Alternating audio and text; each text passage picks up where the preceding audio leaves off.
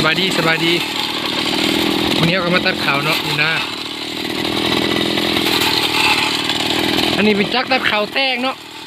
แตงใช้ลูกสูบใหญ่บ่เร่งแห้งก็ได้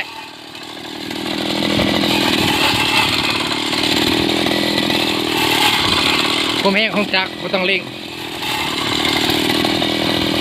อันนี้เป็นจักแตงเนาะใช้ลูกสูบแตงลูกสูบใหญ่บ่ได้เร่งบ่ได้เปลืองน้ำมัน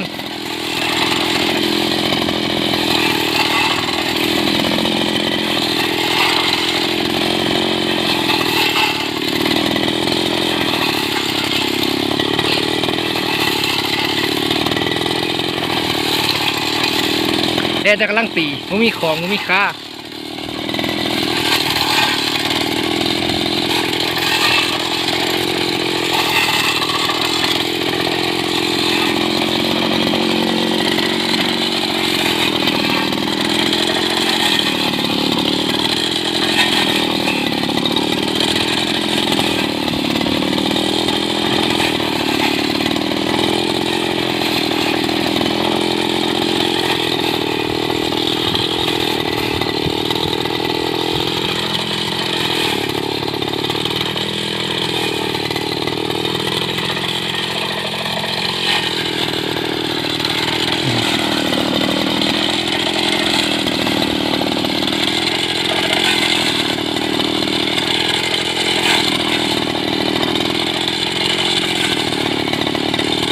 เป็นได้เป็นได้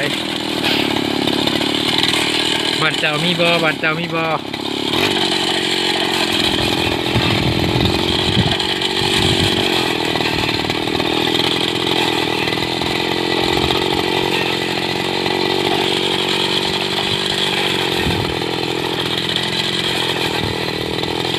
ตัดข่าวแบบบ่เปลืองน้ำมันพี่น้อง